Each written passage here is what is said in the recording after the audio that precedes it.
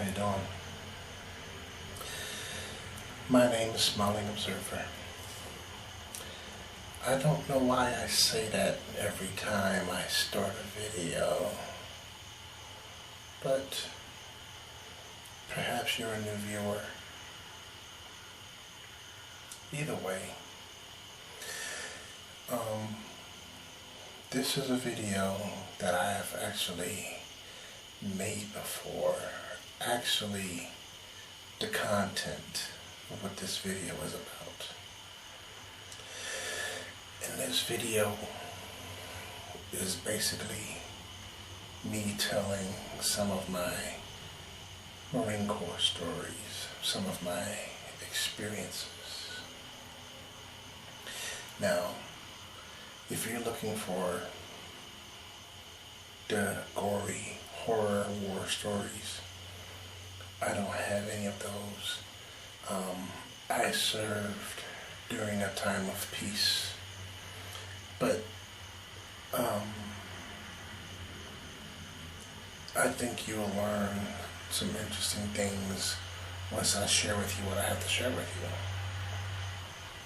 Nothing bad, but just different things that happened while I was in. I joined the Marine Corps in 1994, right when I exited high school. I left my mother's house and went straight into the military. I didn't go to college first. I didn't live on my own as a civilian first, by myself, that is. I went straight into the military. And my first impression when I was in boot camp that first week was, what have I done? I was laying there and I just had, my emotions were just so mixed. I had no idea what I did. I was scared. I realized that I wasn't as mentally prepared as I thought I would be. But at that point, it was too late. Basically, I kind of felt like I was in prison now, and I have to do my time. But that was just in boot camp. Now, the purpose of Marine Corps recruit training is to get people into the mindset of being a Marine.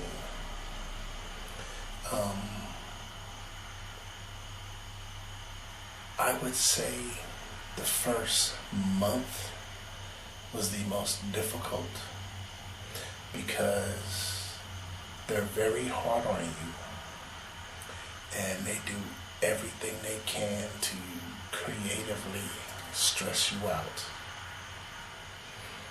They really want you to quit. But if you can stick it out that first month, if you just go ahead and accept the training and decide within yourself you're going to do what it takes to learn and to perform, I think you can make it. In the first couple of weeks, we had some people that gave up and quit. We had people that tried to escape Paris Island, but they were always caught. They were always brought back. And the ones that absolutely refused to train were the ones that they went ahead and processed them out. But then there were those of us who We're in it for the long haul. When I went in, the best advice my recruiter gave me was this. He said there are only 3 things you need to know when in boot camp. There's only 3 answers you get to give your drill instructors. And if you can give them one of those 3 answers, you'll be fine all through boot camp. And those answers are yes, sir, no, sir, or I, sir. I being a nautical term, the Marine Corps is the Department of the Navy, what we like to call the men's department. But that first couple of days in boot camp, we all showed up. We had on our civilian clothes.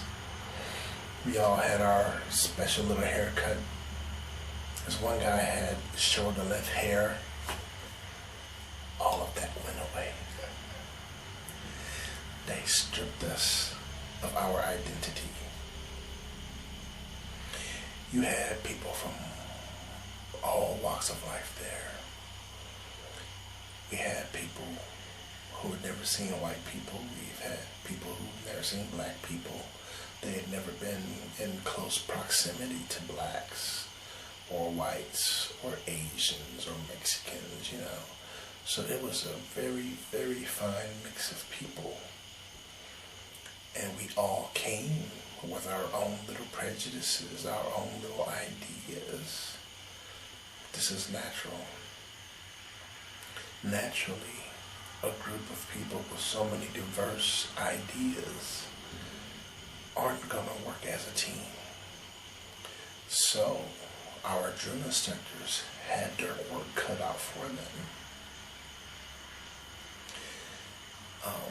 You have to learn how to operate as a unit. And we learned that fairly quickly because we were constantly tested and compared with the other 2 platoons in our company. Now, I was in platoon 3050. 3050. There was platoon 3049, and then there was platoon 3051. And we were always in competition against the other 2 platoons. There's 3 main areas that we were tested on. That was our combat hitting skills, our knowledge, and then drill. How disciplined we were when it came to marching and moving as a unit. My platoon took combat hitting skills. My platoon was full of the thugs and the people you didn't want to mess with. And I guess I was kind of glad to be counted among that group. But after they taught us basic fighting techniques, after we had been tested for the completion of our fighting skills, my platoon came out number 1. We didn't take the knowledge portion. We got beat out. So I guess we're full of idiots too. And as far as drill is concerned, well, platoon 3049 took the drill portion, which is to be expected because their senior drill instructor had been a member of the silent drill team. And when you're a member of the silent drill team, when you teach another Marine drill, he isn't a screw up. he becomes good. So that may be a part of it, may not be a part of it. But back to learning to work together. When we first got there, like I said, we were all so different, and we come from different backgrounds. So I noticed that when we had free time, all the black people would gather and talk in their little group. And then I noticed some of the white guys would gather and talk in their little group. And then there were people like me who just, it didn't matter to me who I talked to, because that's just how I was.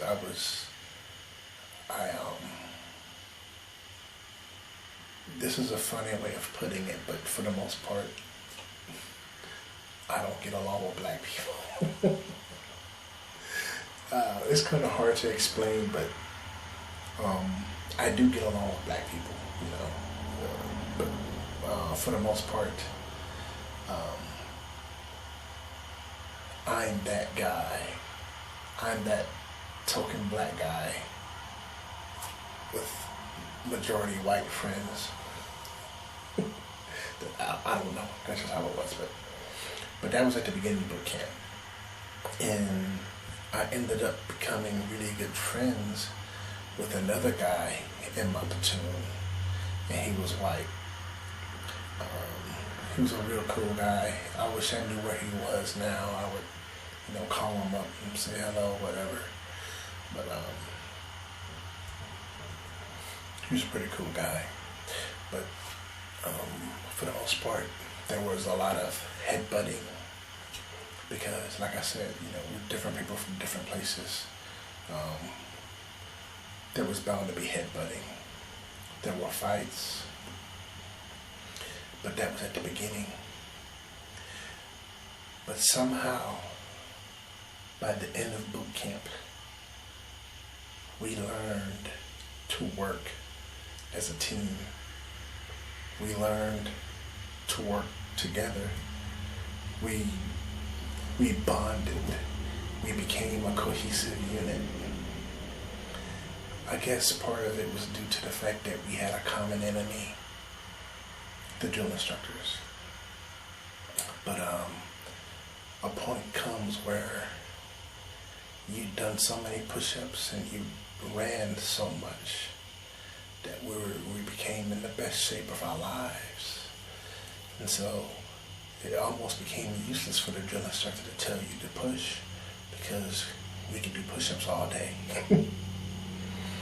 But the story of us, how the drill instructors learned, and really how I saw when we became a team, was when we were on weapons training battalion. We were on weapons training battalion, and we had finished our tour there. We were towards the end, and we began to practice a lot of drill, because drill would be the final test, one of the final examinations as a Marine Corps recruit. Well, we were in the chow hall eating. There is supposed to be no talking between recruits in the chow hall. Well, of course we're going to talk. Well, we talk, and I knew I was talking. And when we got back to the barracks, the drill instructor didn't say anything. He didn't say anything to us while we were in the chow hall. When we got back to the barracks, or for that matter to the squad bay, recruits weren't in barracks, we were in squad bays. When we got back to the squad bay, the drill instructor got us all online, and we were all standing there, feet at a 45-degree angle, hands curled and straight to our sides, and we're all looking straight ahead, 1,000-yard stare. And the drill instructor's walking down and he goes, okay, I know you were talking. I want to know who all was talking. If you were talking, get on my quarterdeck right now. The quarterdeck was where they punished us, where they made us do push-ups or whatever exercise they choose or when they chose, till we couldn't do it anymore. And so nobody fessed up. He goes, okay, squad leaders, guide on my quarterdeck now. And at that point, I was like, ah. So all 4 squad leaders and the guide went and got on the quarterdeck, which in this particular squad bay was a very small room, and it was hot in there. And I stood there thinking to myself, oh man, Stevens has to get punished for me again. And I stood there shaking my head. And I said, no, this isn't going to happen. If I'm going to get punished, I'm going to get punished for myself. Steven isn't going to take my punishment. So I took my camouflage utility top off. It's called a blouse in the Marine Corps. Hey, no gay jokes. But it's called a blouse. And I took my blouse off and I threw it down and I ran into the back. And I went and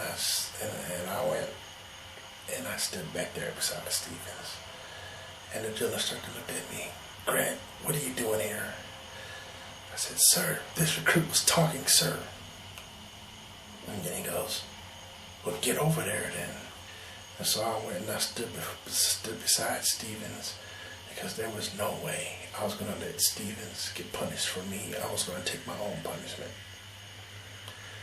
And while the drill instructor was standing there talking his garbage, stressing us out, all of a sudden the squad bay began to shake. It was like a miniature stampede. And I looked down the hallway. My whole platoon had stripped off of their blouse and was running down the squad bay. And we all packed onto the quarterdeck. This is like 50 plus guys. And so we're standing there and I'm like, let's do this. This is gonna be tight, but we're gonna get IT'd. And when the drill instructor saw that, he looked at all of us and he goes, get back online. So he didn't punish us that day. But that day, I realized we had become a unit now. We had become a group. We had formed a bond. I remember almost everybody from boot camp. But as years go by, I forget faces. But for the most part, the people that I remember. And they were good men. They were all kids, just like me. We were all kids. 18, 19, 20, 21. We only had what we considered 2 old men. And one guy was like 27 going on 28. Oh no, he was like 24, 25, something like that. And we had another guy who was 28, but he turned 29. And he almost came close to being too old to join, but they let him join. He was pretty cool too. He was a cool guy. He was pretty good with martial arts, but I don't know what would make a 24-year-old, a 28-year-old at that point join the military. But he did. And you could tell he was different too, because the way he carried himself, he had already lived his life, understand what I'm saying? He hadn't lived a long life, but at that point to us, that was old. He was about as old as a drill instructor. But we learned how to work together that night, that day. And you never forget things like that. Never.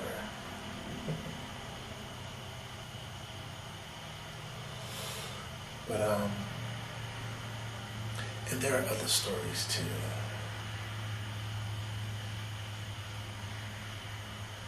I'm trying to think.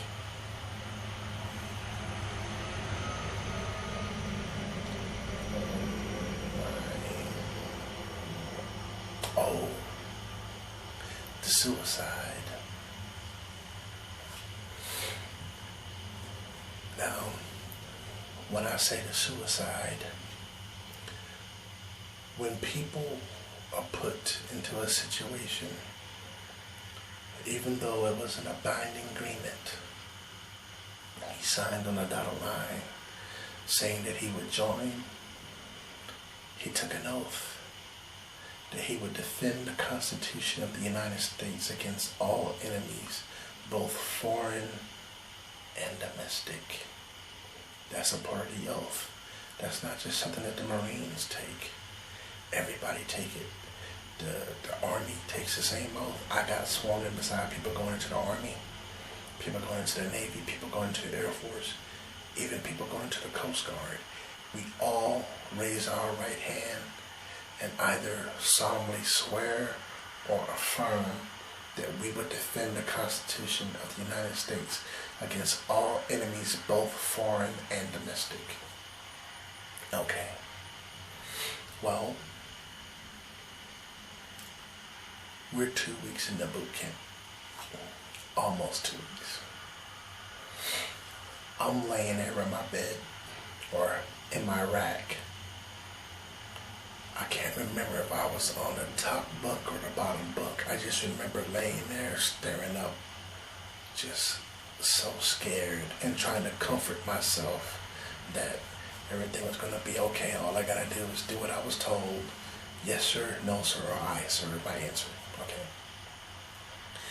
While I'm laying there in the middle of the night, I hear some feet shuffling across the deck. It's not a floor, it's a deck. Kind of like a ship, nautical terms.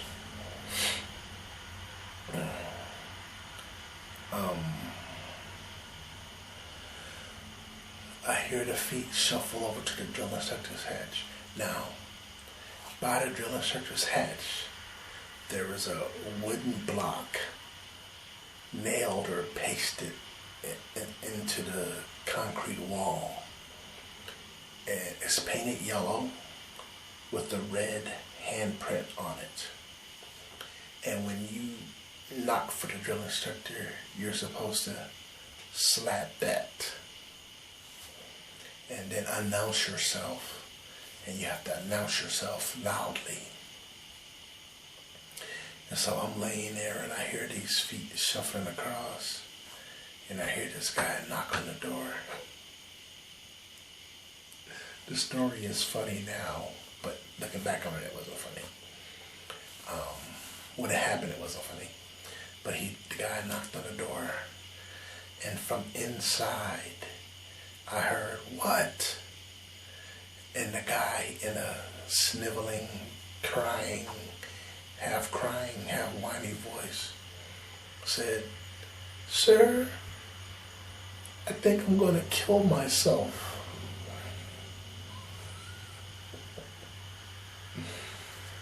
And the drill instructor's reply was, "Go away." Okay, it's funny to me now, but 20 years ago, when I was laying in that rack, a kid that just left his mom's house, my eyes went wide, and I thought, oh my goodness, this dude is going to kill himself, and the drill instructor doesn't even care.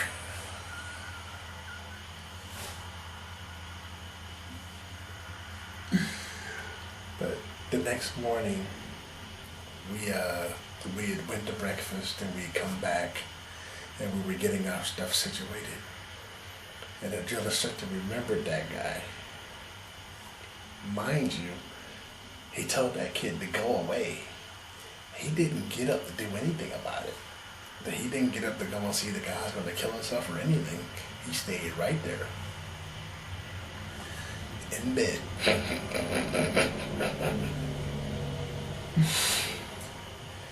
He said, who was that said they were going to kill themselves? I said, first of all, you don't have the means to kill yourself.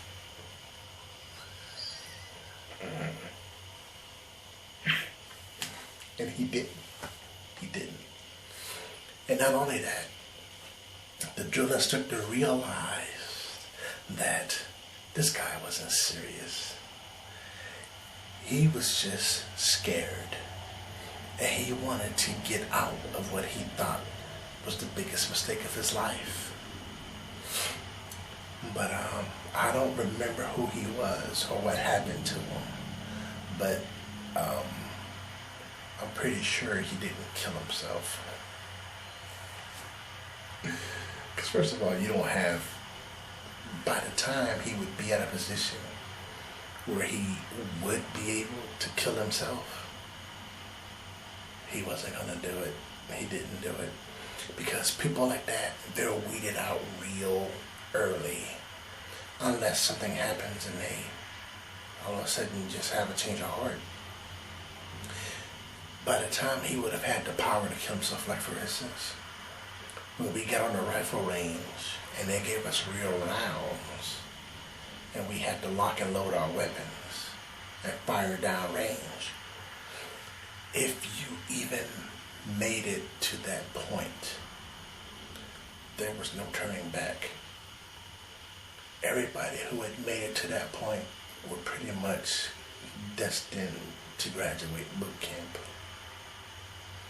Unless for some reason they failed and had to be pushed back to another platoon. But for the most part, you're gonna make it. The only way you didn't make it is if you just refused to train. And we had a guy, he was from New York. He was a short guy. He finally got to the place to where he refused to train. And that was on the rifle range.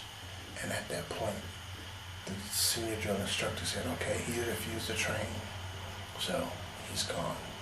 And they packed up his stuff. They let him pack up his stuff.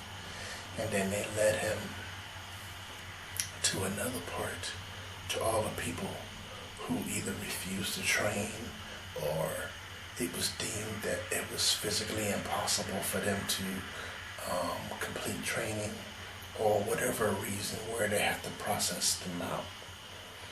And the funny thing is, for that guy, he refused to train, even though he was physically capable of completing the training. When we graduated boot camp and were gone, and going home to our families, he was still there being processed out. So it was better for me, in my opinion, to just go ahead and train and then get out and go ahead and live your life. I completed my training. I graduated boot camp. I went home. I was home for 10 days. Spent time with my family. I went to MCT, Marine Combat Training.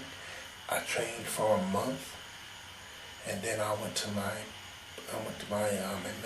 MOS school, my military occupational specialty, which was administration. Now, MOS I didn't choose, by the way, but at that time when I went in, they needed administrative clerks, and so that's what they made me. But I went in. I went to my school. I was done with school in like 2 months, and then I was home for another 2 weeks. And then after that, I was in Okinawa, Japan. I was in Japan for a year. And I really, really enjoyed Japan. I love Japan. And then, after that, I was in California for the next 2.5 years. So, and even in California, when I was feeling stressed out and thinking about getting out, I discovered that there were quick ways to get out. At that time, I could just tell them, hey, I'm gay. And they'll send me to the chaplain, and we'll go through all this rigmarole, and eventually I'll get processed out. Because that's how things were at that time. I could have smoked weed and had a drug test. Hey, this dude pops for THC. Process him out. I could have done that, but I said no. I'm not gonna do that. I'm not a punk. And so I felt that would have been punking out. Especially at that point, I made it this far. I'm gonna serve my time. I made a promise. I swore before God and country that I would uphold the Constitution and defend it against all enemies, foreign and domestic. I'm gonna do what I said I would do. And I fulfilled my contract. So, but I'm running over my time. Next time, I will tell you the story of how I went down to Tijuana, Mexico, and got kicked out of a club. So, stay tuned.